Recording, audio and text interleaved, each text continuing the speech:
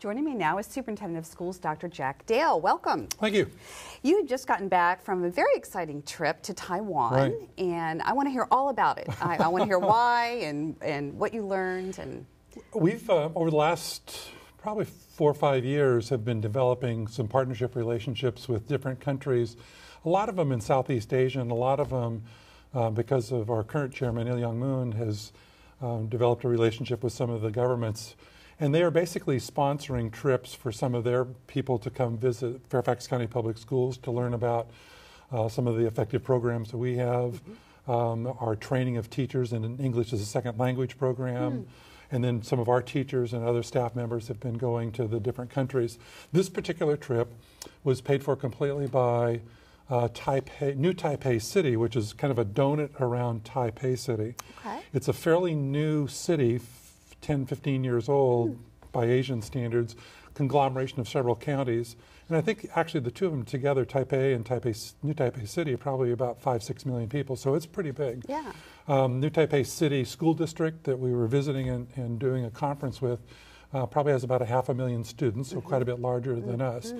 And they invited us over at their expense, and they wanted to know about the structure of public schools, the governmental structure of public schools in the United States. They wanted to learn about reformed agendas in the United States as well as in Fairfax.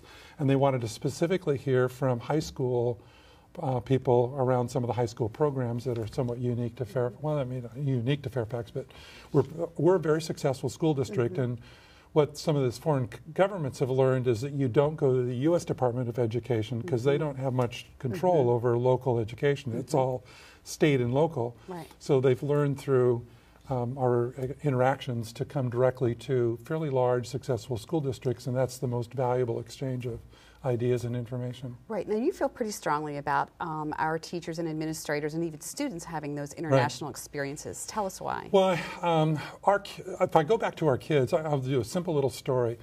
I think somewhere about 25-30% of the nation has a passport in the United States.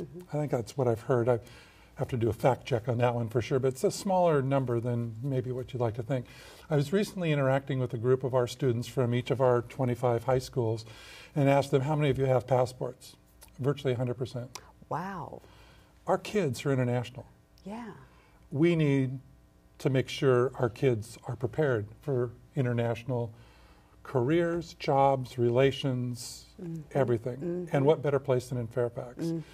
Now, we don't want to spend taxpayer money on that, so how can we develop some partnerships or have some of our own families or ourselves pay for some of these opportunities to learn more about different countries and have adult-to-adult educator exchanges as well as then student-to-student exchanges.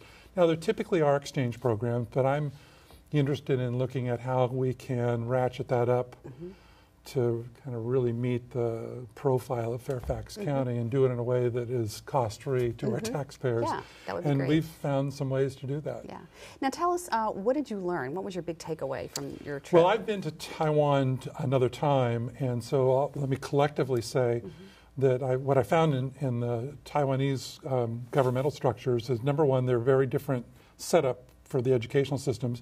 They tend to centrally hire principals and teachers, whereas we decentralize that and empower the principals to supervise and evaluate our teachers. They don't. Okay. Their schools are run very much from a central bureaucracy from the personnel side of things, and then the principal runs the programs. A little more hierarchical in terms of the teachers there would never think about talking to the principal. We expect our principals and teachers to talk to one another. So there's a hierarchical separation there. Class sizes tend to be a little bit larger. What you also see in many of the more heavily populated areas in New Taipei City is a perfect example. During the middle school portion of their education career, kids take tests to determine which high school in New Taipei City they get to go to. So it's a competitive entrance already at the high school level.